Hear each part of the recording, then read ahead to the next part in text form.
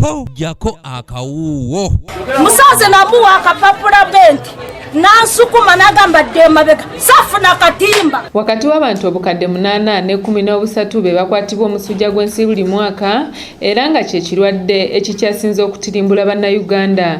Kimanyiddwa nti mu Uganda 80% of embuto zetulina mu Uganda zitawaanyizibwa omusujja oguva ku malaria kuba ku nsiri. Ng'omu ku kaweefube ow'okulwanyisa omusujja gw'ensiri, gavumenti ya Uganda ng'eyita minisitule yayo ey'ebyobulamu yagunjawo enkola ey'okugaba obutimba bw'ensiri eri buli munnayuganda era ng'enteekateeka eno eddukanyizibwa buli luvannyuma lwa myaka 5. N'okusigirira mu bakyala ab'embuto okubakola bubi nnyo nibula nti bawanya obutimba nga akafuna olubuto akasulemu kubanga omusujja gusobola okugyamu olubuto era embuto ezisinga obungi zibaamu bakyala ab'embuto. Wabula ng'enteekateeka za gavumenti endala bwe waliwo abazigootanya olw'omulugube n'obutimba bw'ensiri obwagabwa ku ntandika y'omwaka guno waliwo ebitundu gye butaagabibwa wadde nga minisitule yabusindikayo. Ate nga lazima batusiiga mu ensigo y'obubbi tubujja waggulu ku bakulembeze bafu. Mbuuza lwaki omukulembeze akwata omubbi n'amukuba ekintu kyakwatidde bano wansi ku LC1 takitwala waggulu ku poliisi kisigala wuwe. Chairman yandibadde asoboleddwako n'abalala bakasalaga naye kijja kitya oweekalwebe ategeere ekintu ekiri mu kitundu kyaffe nafe abali mu kitundu nakukitegeera. Kyatujja enviiri ku mutwe okulaba nti puroguramu za gavumenti ezibaggulu zituuke no wansi tezituuka zikoma ku chairman.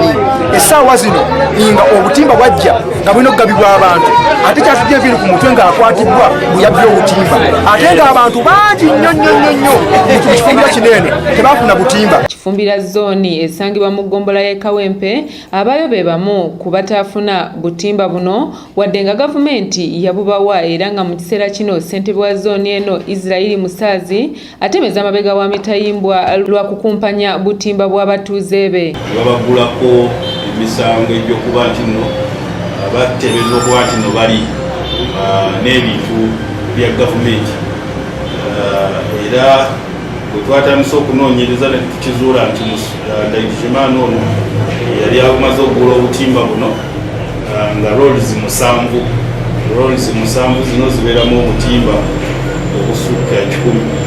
Obutafuna butimba kutabudde abatuuze bangi mu kitundu kino era bano nga bakulembeddwamu kansala waabwe Stanley Kimbowa Bekandaze nga bagamba nti bangi ku bo basula ensiri zibaluma ekiviiriddeko bangi okulwala omusujja gw'ensiri so nga ate obutimba bwabwe abakumpanya baabwezza. Mazi yansukuma natalina akatimba mazima bajja ne basanga ku mulyango gwange ne bangamba muli biri mubameka ne mugamba tunu mubabiri. Mutabani wa Kasara yali awandiika ne mutabani wa Mugisa. Natupapulanye mwangoba n'enzira ye. Beno omwami yankolereza omusawo. Simanyi engeri gye yabufunamu naye nzita n'emutikinga emuwe.